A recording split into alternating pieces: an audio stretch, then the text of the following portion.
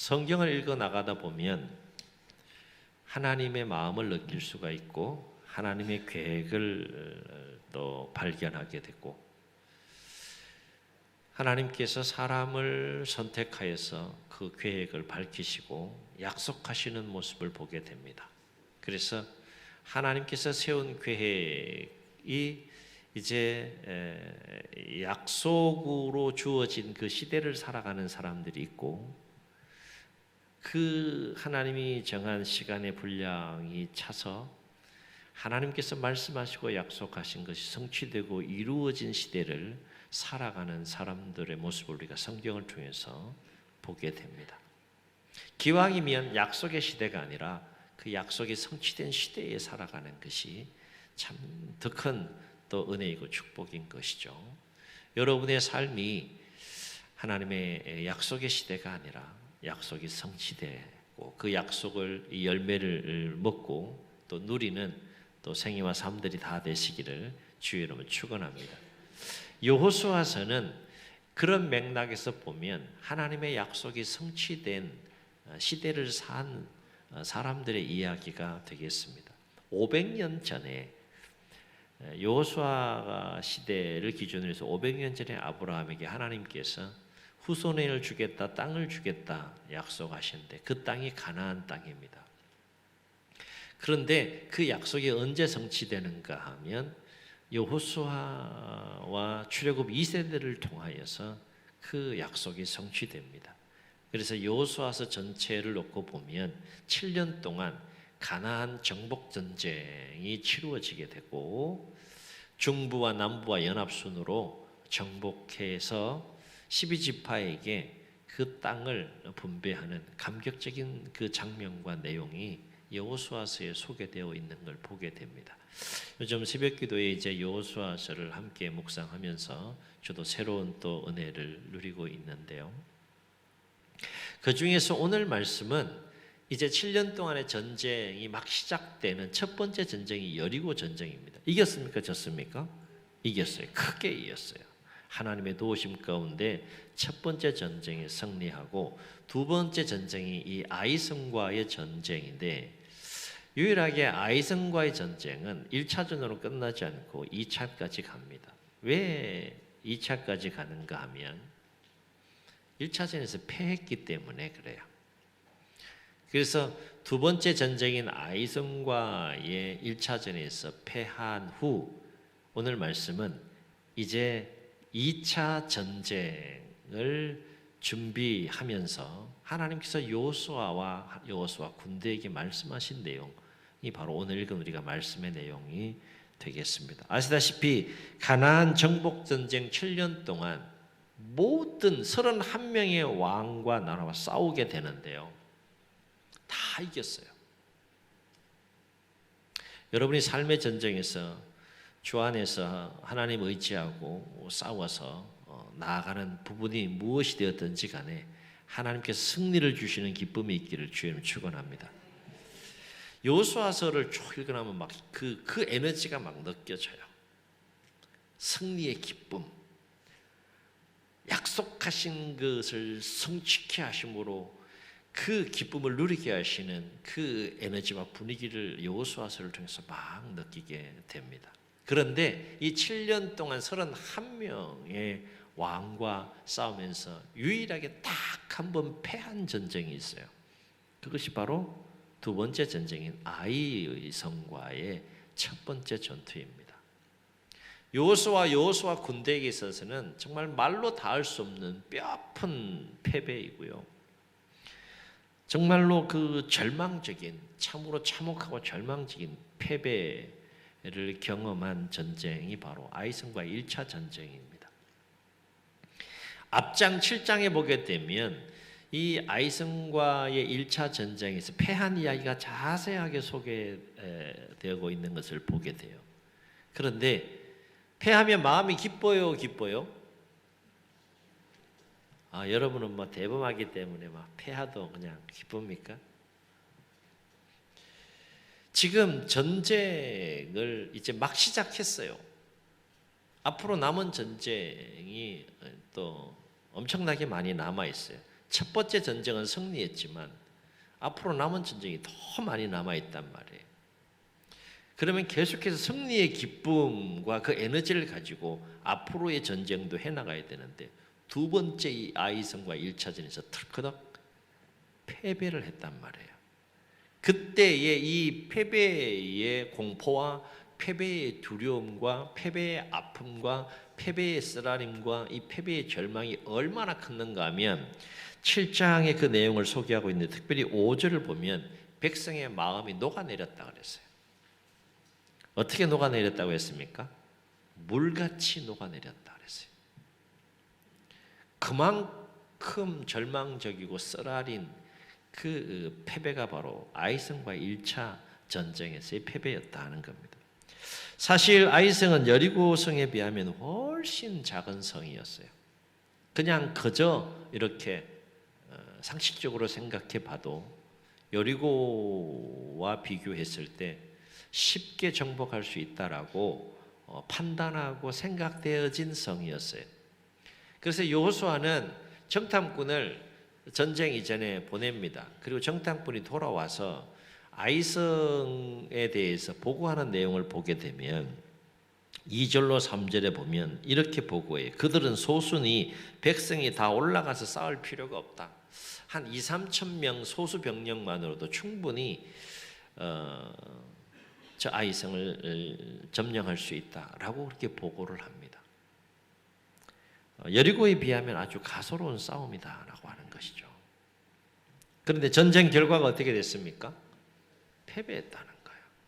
그러니까 얼마나 충격이 크겠어요. 너무 충격스러우니까, 너무 절망스러우니까 6절로 9절에 보면 여호수아가요 백성의 지도자들인 백성의 장로들과 함께 극한 슬픔의 표현으로 옷을 찢고 그리고 하나님의 임재를 상징하는 언약궤 앞에 엎드려서 땅의 흙 먼지 그거를 막 뒤집어 쓰면서 탄식하기를 하루 종일 탄식했다 그랬어요. 저녁이 되도록 탄식하면서 하나님 앞에 부르짖었다 그랬어요. 하나님 도대체 어떻게 된 겁니까? 이제 우리 여기서 다 죽어야 하는 겁니까? 끝나는 겁니까?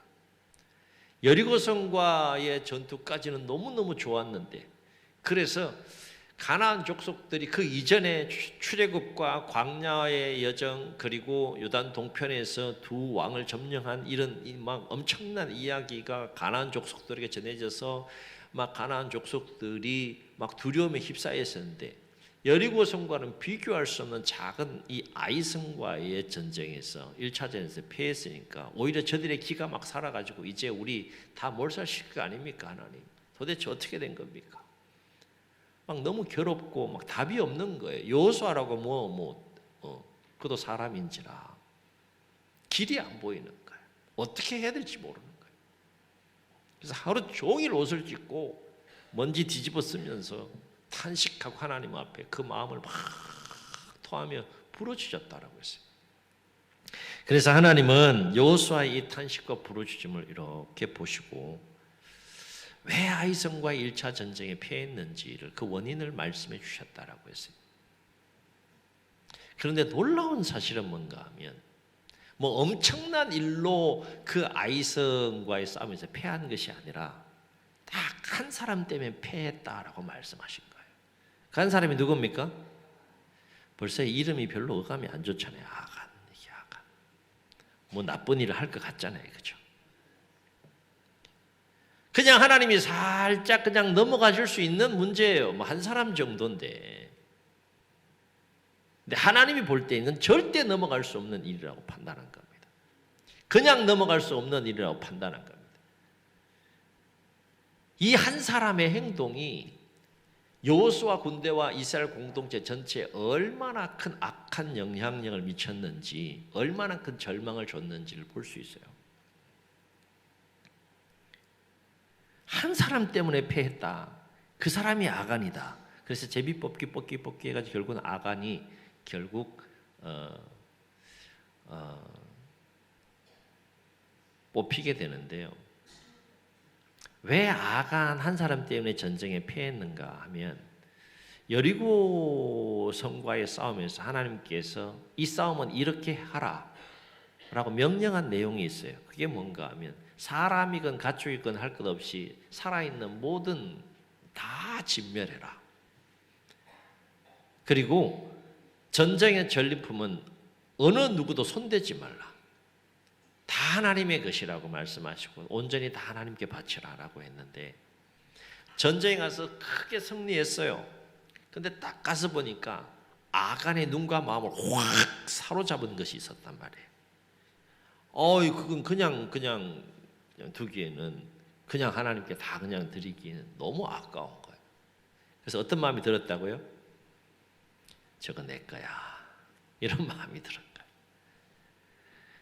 무엇이 아간의 마음을 사로잡았는가 하면 아름다운 외투 한 벌이라 그랬어요. 한 번도 보지 못한 너무 멋지고 아름다운 외투 한 벌이 눈에 확 들어온 거예요. 옷이 사람의 마음을 사로잡잖아요. 그죠? 여러분은 안 그렇다 치더라도 아간은 그랬어요. 그리고 은 200세겔이 욕심이 났어요. 그리고 무게로 달 때 금 50세겔 정도 되는 금덩어리 하나가 아간의 마음을 사로잡습니다. 이 세 가지 일을 몰래 자기는 아무도 모른다고 생각한 거죠. 누가 보고 계세요? 하나님이 다 보고 계신데 그 전리품을 취함으로 하나님 말씀에 불순종했는데 그것이 하나님의 마음을 그토록 진노하게 했다는 거예요. 어느 정도 진노하게 했다는 겁니까? 전쟁에서 공동체 전체가 패하게 하는 아픔을 겪게 했다는 겁니다. 아간의 행동 때문에. 그래서 안타깝게도 결국 하나님은 아간을 어떻게 하는가 하면 아간과 그의 가족들 그리고 그가 소유한 모든 가축들 심지어 그가 소유한 모든 소유물 물건들을 아골 골짜기로 다 이끌고 가서 돌로 백성들로 하여금 치게 하고 불사르게 함으로 이 아간의 문제를 정리합니다. 정말 하나님 무서운 분이에요. 그리고 26절을 보면 이렇게 하신 후에 하나님께서 맹렬한 진노를 거치셨다라고 했습니다. 그만큼 아간의 행동은 하나님의 마음을 진노하게 하는 일이었다는 거예요. 그리고 이제 이렇게 아간의 문제를 해결하신 후에 하나님은 2차전, 아이성과 2차전을 여호수아로 하여금 준비하게 하시는 모습을 이제 우리 8장에서 우리가 이런 본문 8장에서 만나게 됩니다. 그런데 우리가 아이성과의 2차 전쟁을 준비하게 하시면서 하나님께서 말씀하신 그 말씀에 주목할 것이 있다는 거예요. 무엇을 주목해야 되는가 하면 1차전에서 여호수아 군대가 정탐꾼을 통해서 소수병력만 가지고도 얼마든지 아이성을 점령할 수 있다라고 보고할 만큼 이 아이성은 여리고성에 비하면 지극히 작은 성이었는데 하나님은 어떤 명령을 내리시는가 하면 8장 1절에 보면 이런 명령을 내려요. 여호수아에게 무슨 명령 내립니까? 너는 군사를 다 거느리고 일어나 아이로 올라가라 그랬어요. 이 다라고 하는 한자가 엄청나게 중요합니다. 다시 말해서 한 사람도 빠짐없이 여호수아 군대에 속한 모든 군대는 성이 크건 작건 상관없이 이 아이성 전투에 다 참여하라. 그렇게 하나님께서 명령하세요. 사실 하나님께 있어서는 군대의 규모나 군사의 숫자가 중요하지 않습니다. 한 사람을 놓고도 얼마든지 아이성을 점령할 수 있는 분이 아니요 사람이 필요 없어요. 하나님의 권능과 능력으로 얼마든지 아이성을 점령해서 이스라엘 백성들로 하여금 그곳을 주실 수 있는 분이 하나님이세요. 그런데 이상해요. 왜 굳이 이걸 강조하시냐? 모든 군사 한 사람도 빠짐없이 모든 군사가 이 아이성 전투에 참여하도록 해라. 여호수아에게 그렇게 명령을 하십니다. 자, 그렇다면 왜 굳이 소수의 병력이 아니라 모든 군대를 다 동원해서 아이성 전투에 참여하라고 하나님께서 여호수아에게 명령했을까? 여기에는 여호수아 군대를 향한 하나님의 세 가지 강력한 마음과 의지가 담겨 있다는 거예요. 첫째는 하나님은 소수가 아니라 다 함께 싸우기를 원하셨다는 거예요. 아멘. 굉장히 중요한 문제입니다. 7년 동안 전쟁은요, 처음부터 끝까지 다 함께 싸우는 전쟁이었어요. 여호수아서를 일주일 동안 한번 읽어보시기 바랍니다. 다른 방법도 얼마든지 할 수 있는데 다 함께 그 전쟁에 임하게 하시는 하나님의 모습을 보게 돼요. 한 사람도 빠짐없이 참여시켜라는 거예요. 참여시켜라. 두 번째, 하나님의 여호수아 군대를 향한 하나님 마음은 뭔가 하면 소수가 아니라 다 함께 승리를 경험하기를 원하셨다는 거예요. 소수만 전쟁에 참여해서 소수만 승리를 경험하는 것이 아니라 다 함께 싸워서 다 함께 승리를 경험하기를 원하셨다는 거예요. 세 번째 하나님의 마음은 뭔가 하면 소수가 아니라 다 함께 하나님이 주신 그 승리의 기쁨을 누리기를 원하셨다는 겁니다. 아멘. 왜일까? 왜 하나님은 여호수아 군대로 하여금 함께 싸우고 함께 승리하고 그 기쁨을 함께 누리기를 원하셨을까? 여기에도 세 가지 중요한 이유가 있다는 거예요. 첫째는 그래야 공동체가 전쟁의 승리로 말미암아서 갈등하지 않고 하나님께서 그 공동체에 베푸시는 그 승리의 기쁨을 함께 누릴 수 있기 때문이다 하는 거예요. 여러분 한번 생각해 보세요. 소수만 참여해서 소수가 그 전쟁에서 승리하고 돌아왔다고 생각해 보세요. 공동체 안에 어떤 일이 발생할 수 있을까요? 전쟁에 참여에 승리한 사람들은 이런 마음이 들 수 있겠죠.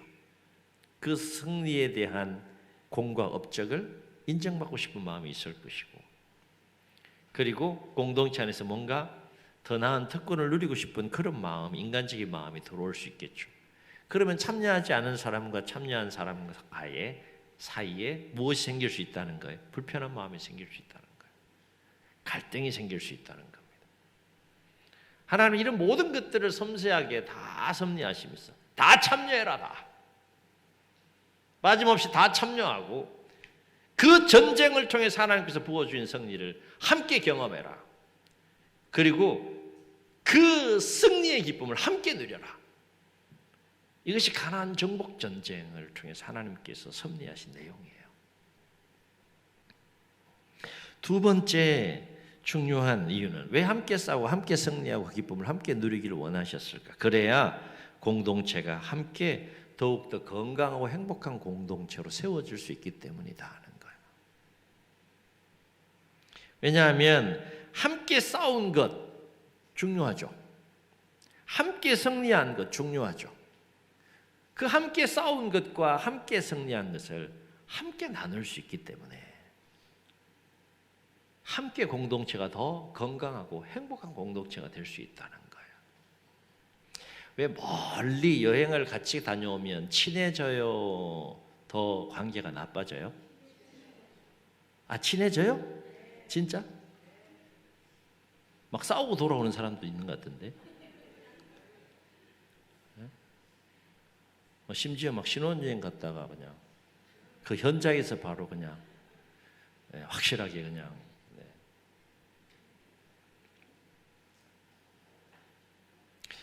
왜 여행을 함께 하면 관계가 더 친해질까? 왜일까요? 그 모든 과정을 함께 경험하고 함께 공유할 수 있기 때문에 그래요. 그래서 공동체가 공동체적인 차원에서 함께 경험하고 함께 나눌 수 있는 것들이 많을 때 그 공동체는 더 건강한 공동체가 되고 더욱더 행복한 공동체가 될 수가 있는 것이죠. 하나님이 이걸 원하신 거예요. 가뜩이나 보세요. 전쟁이에요. 전쟁은 어떻게 하는 겁니까? 뭘 내놓고 하는 거예요? 생명을 내놓고 하는 거잖아요. 생명을 내놓고 함께 싸웠어요. 그런데 함께 이겼어요. 그러면 관계가 더 멀어질까요? 가까워질까요? 안 해보셨나?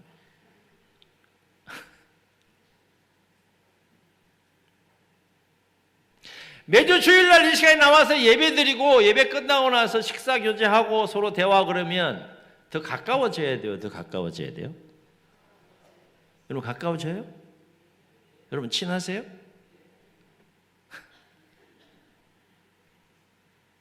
잘 생각하셔야 됩니다. 예배는 예배로 끝나는 것이 아니에요.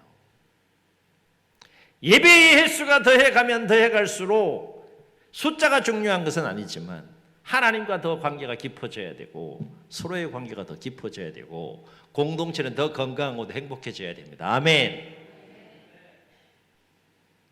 그럴 때 진정한 예배자가 될 수 있는 거죠.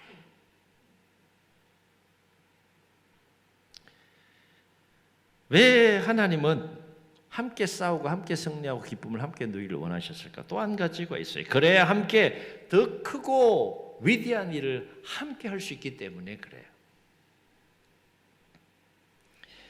함께 싸우면 함께 힘을 얻어요. 그죠? 그리고 함께 힘을 낼 수 있어요. 이게 가나안 정복전쟁 7년 동안의 일이었어요. 제가 일부 때도 소개를 했는데 스노우볼링 현상이라고 제가 가끔씩 이렇게 소개하잖아요. 눈사람을 겨울에 만들 때 어떻게 만들어요? 돌이나 뭐 무거운 걸 넣고 이렇게 굴리면 점점 더 이게 눈덩이가 어떻게 돼요? 커지죠. 왜요?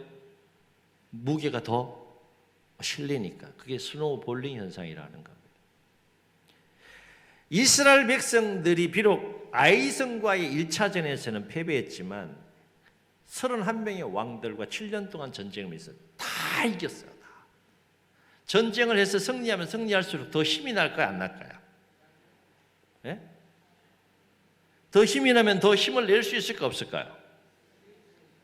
그게 가나안 7년 동안 정복 전쟁의 역사였다는 거예요. 함께 싸우면 함께 힘을 얻어요. 그리고 함께 힘을 낼 수 있어요. 그래서 함께 더 크고 위대한 일을 할 수 있다는 거예요. 그것을 하나님은 경험하기를 원하셨다는 겁니다. 굳이 전쟁이라는 것을 치르지 않고 하나님은 얼마든지 하나님 방법으로 그 땅 줄 수 있어요. 근데 왜 그 과정을 거치게 하셨느냐? 이런 깊은 하나님의 섭리가 그게 담겨 있는 것이죠.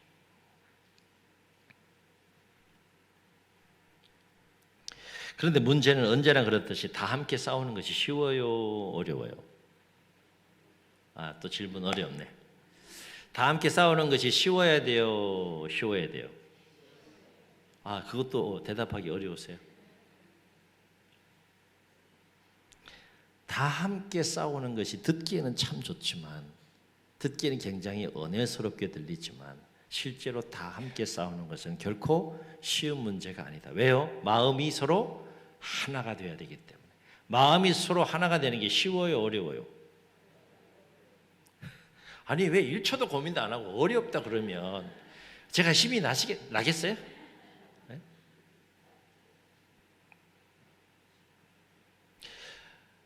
뭐를 합시다 그러면 그럽시다 그러면 되잖아요. 그죠? 아닌가? 뭐 좀 합시다 그러면 글쎄요. 이러면 이제 힘든 거예요. 우리의 경험이 그렇잖아요. 그죠? 7년 동안 전쟁을 치르면서 여호수아서를 보세요. 그런 이야기 없어요. 처음부터 끝까지 마음을 같이 해서 함께 싸워요. 함께 승리합니다. 함께 기쁨을 누립니다. 정복한 땅을 분배할 때 기분이 어땠겠어요? 그 누구 땅이 이제? 그토록 꿈꿔왔던, 출애굽 1세대는 밟고 싶어도 밟지 못했던, 모세는 40년 동안 엄청난 그 지도력을 발휘하면서도 정작 가장 먼저 밟아야 될 모세조차도 밟지 못했는 그 땅을 정복해가지고 땅을 분배할 때 그 기쁨이 어땠겠어요, 여러분? 여러분 한번 생각해 보시기 바랍니다. 공동체가 함께 어떤 일을 하고자 할 때 가장 힘들고 어려운 일이 뭘까요? 일이 힘든 건 그냥 하면 돼요. 뭐가 힘든 거예요? 마음을 같이 하는 것이 참 쉽지 않죠. 왜요? 생각들이 다 다를 수 있기 때문에. 생각들이 다 다양하기 때문에. 그러고 보면 여호수아 군대가 7년 동안 다 함께 생사고락을 하면서 마음을 같이하여 31명의 왕들과 싸워서 승리한 것도 참 크고 놀라운 일이지만, 그거보다 더 크고 놀라운 일은 그 7년 동안 함께 마음을 같이해 전쟁을 치루었다는 거예요. 깨닫는 은혜가 있기를 주여 축원합니다. 하나님의 역사는 그렇게 이루어지는 겁니다. 공짜가 없어요. 여기서 우리가 주목할 것은 뭔가 하면, 하나님 무엇을 기뻐하신다는 겁니까? 무엇을 하든지 간에 주 안에서 마음을 같이해서 함께 역사하는 것을 하나님이 기뻐하신다.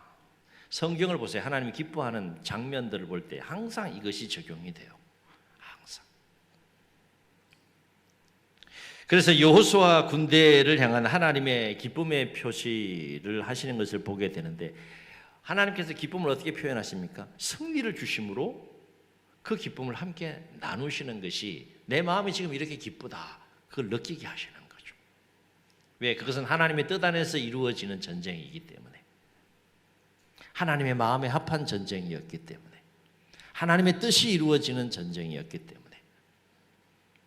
여쭤보겠습니다. 혼자 누리는 기쁨이 더 클까요? 함께 누리는 기쁨이 더 클까요? 이 삶에 기쁨이 없으세요? 항상 우울하세요? 항상 우중충하십니까? 삶을 살다 보면 혼자 누릴 수 있는 기쁨이 분명히 있어요. 충만하게 누리실 수 있기를 주의 이름으로 축원합니다. 그런데 혼자 누리는 기쁨만 있는 것이 아니라 함께 누리는 기쁨이 있다는 거예요. 어느 것이 더 큰 기쁨이냐? 함께 누리는 기쁨이 더 큰 기쁨이다. 왜냐하면 함께 수고하고 함께 싸우고 함께 노력해서 얻은 기쁨이기 때문에, 함께 누리는 기쁨이 쉽지 않은 기쁨이기 때문에 더 큰 기쁨이고, 말 그대로 혼자 누리는 기쁨이 아니라 함께 다 같이 누리는 기쁨이기 때문에 더 큰 기쁨이다 하는 거예요. 하나님은 이 기쁨을 더 많이 누리시기를 원하신다. 그렇다면 어떻게 해야 우리가 함께 싸우고 함께 승리하고 함께 기쁨을 누릴 수 있느냐? 두 가지를 생각해 봅니다. 첫째는 이기적인 생각을 내려놓아야 한다는 거예요.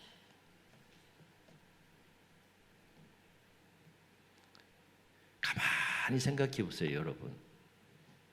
우리 자신이 얼마나 이기적인지 가만히 생각해 보세요. 그럼 보여요, 진짜. 내가 참 이기적이구나. 신앙생활 하면서도 내가 얼마나 이기적인지 그게 보인다니까요.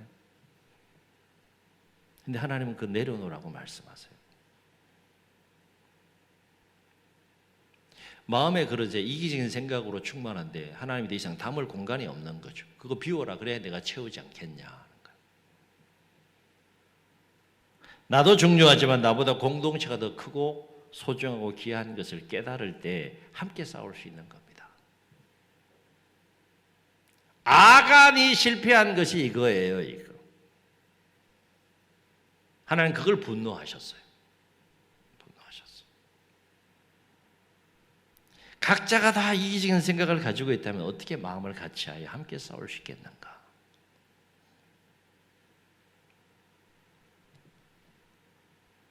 안타까운 것은 아간은 하나님의 심판으로 그의 인생이 끝났어요. 그 이후에 하나님 부어주신 그 놀라운 승리의 기쁨과 은혜를 누리지 못한 인생이 되고 말았어요. 중요한 부분입니다. 어떻게 해야 함께 싸우고 함께 승리하고 함께 기쁨을 누릴 수 있느냐? 더 중요한 그 이유가 있어요.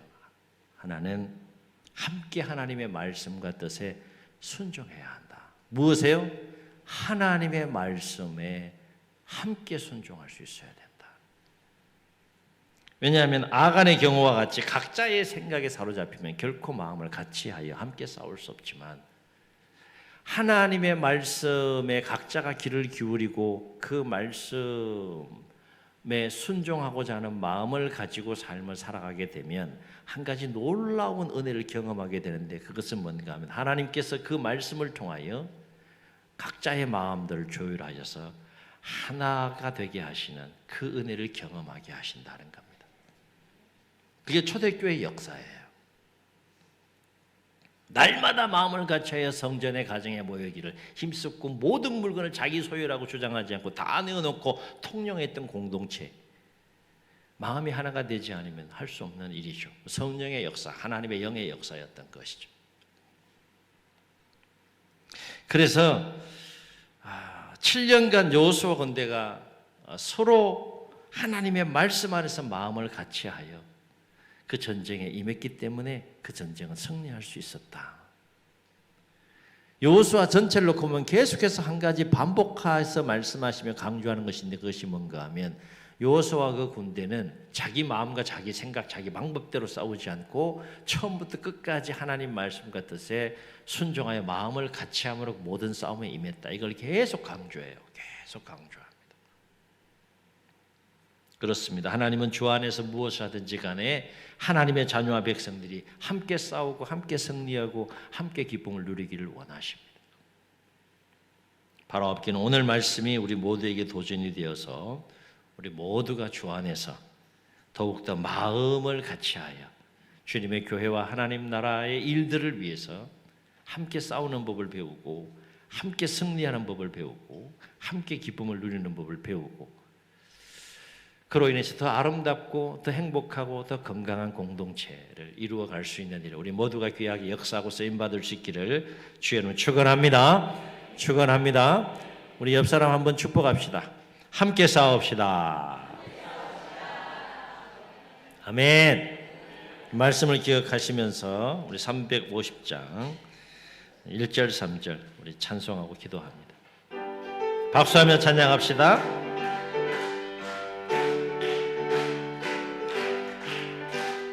우리들이 싸울 것은 혈기 아니요 우리들이 싸울 것은 육체 아니요 마귀 권세 맞서 싸워 깨쳐버리고 죽을 영혼 살릴 것이 아멘 아멘. 한 마음으로 힘써 나가세 한 마음으로 힘써 싸우세 악한 마귀 군사들과 힘써 싸워서 성전고를 흘리기까지 악한 마귀 죄 아무리 강할지라도 우리들의 대장 예수 앞서가시니 저저 말고 용감하게 힘써 싸우세 최후 승리 얻을 때까지 한 마음으로 힘써 나가세 한 마음으로 힘써 싸우세 악한 마귀 군사들과 힘써 싸워서 성전고를 흘리기까지. 다 같이 눈을 감으시고 우리 말씀을 기억하시면서 한번 통성으로 기도하시겠습니다.